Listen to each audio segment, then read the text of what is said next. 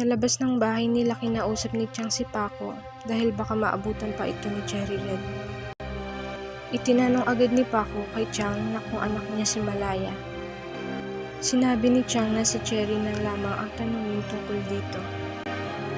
Pero malakas ang kutob ni Paco na anak nga nila si Malaya. Chang Ebs, Paco, ayaw ni Cherry na pumasok ka sa buhay nila dahil natatakot siya na kunin niyo ang bata. Paco, Chang, hindi ko po magagawa yun.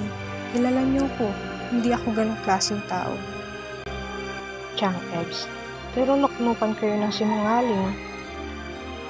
Sa ginawa niyo kay Cherry, hindi ko din alam kung mapagkakatiwalaan pa ba kita. Paco, Chang, pero hanggang ngayon pinagsisihan ko po ginawa ko kay Cherry. Chang, gusto ko pong maging tatay kay Malaya. Kahit palihim lang po, ibibigay ko lahat pangangailangan niya. Chang Ebs, naku, ginawa mo pa akong kakuntsaba. Sa totoo lang, hirap na hirap talaga si Cherry sa mga pangangailangan ng bata. Paco, ano po ang kailangan kong gawin? Chang Ebs, alam mong nasira ang buhay niyo sa pagsisinungaling niyong yan. Kaya ipangako mo na hindi ka na magsisinungaling. Paco, Chang, opo. Chang Ebs, naku, lagot ako kay Cherry nito. Ipinaalam agad ni Paco kay Seb na may anak sila ni Cherry. Tuwang-tuwa ito habang ikinakwento niya si Malaya sa kapatid niya. Sinabi niya na parang si Cherry din noong maliit pa siya.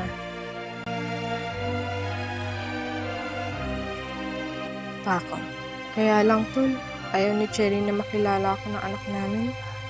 Seb, kuya naman sa laki na kasalanan natin kay Che, talagang ipagdadamot niya sa atin ng bata.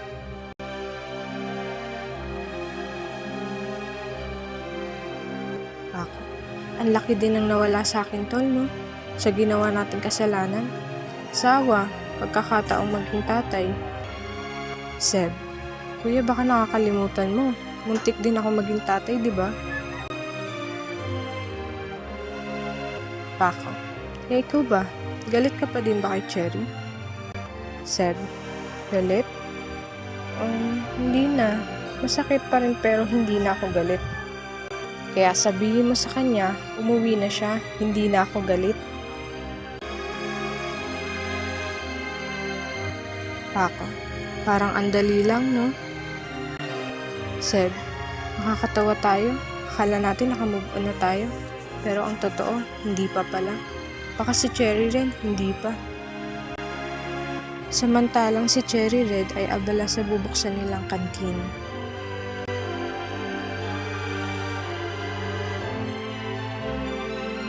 Nang siya ay papauwi na, nagulat siya dahil nasa harapan niya na pala si Paco.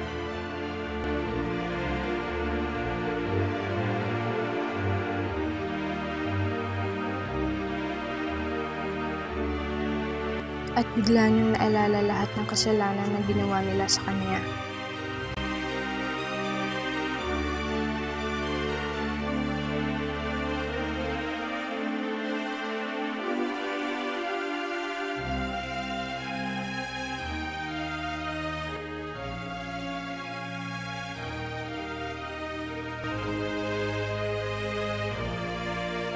Nagmadali siyang umalis papalayo dito para subukang takasan ulit ito.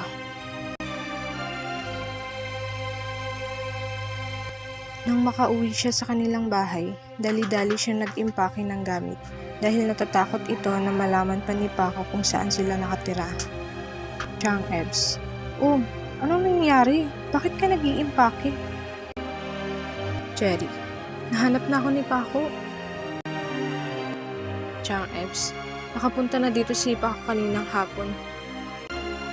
Cherry, ano? Bakit hindi niyo ko sinabi sa akin, Chang?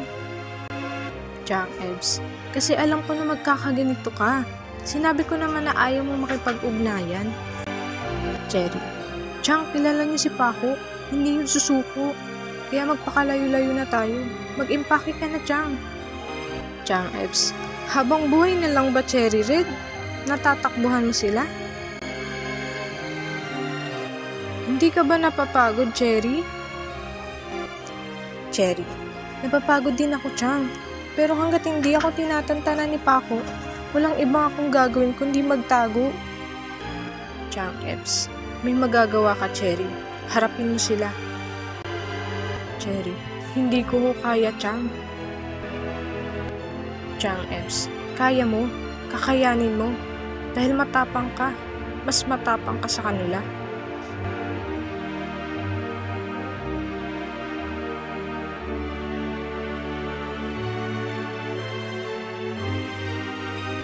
Sa pag-uusap nila ay biglang may kumatok. Rinig nila sa boses ng si Paco ito.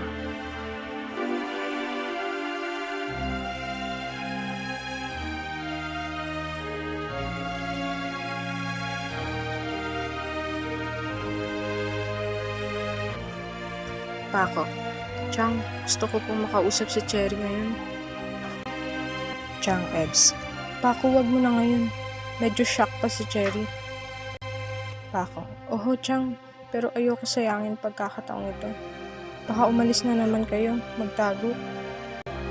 Sa pakikiusap ni Paco kay Chang na makausap si Cherry Red, ay biglang dumating ito.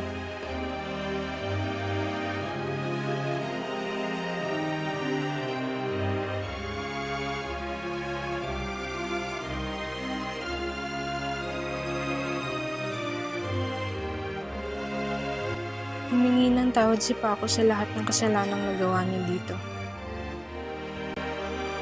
Cherry, tigilan mo yung sorry mo.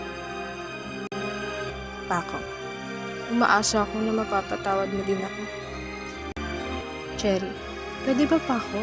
Naaalala ko lang ginawa niyo. Nanginginig pa din buong katawan ko.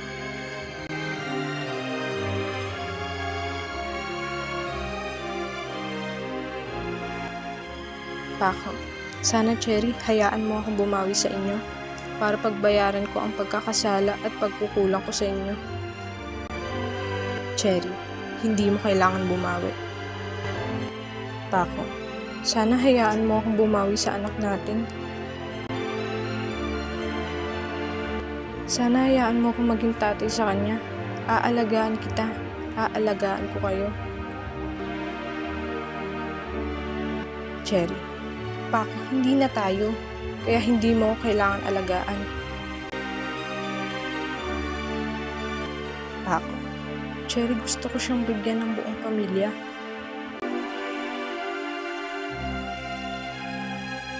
Cherry, hindi kulang ang pamilya kung walang isang ina o ama.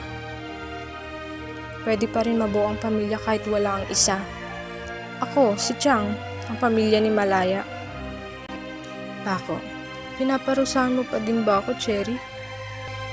Cherry, hindi. Ayoko lang may kapamilya si Malaya ng mga matay tao. Sinungaling. Paco, Cherry please. Ayoko na ulit mawala kayo sa buhay ko. Cherry, pero ayoko nang bumalik sa inyo. Paco, paano to?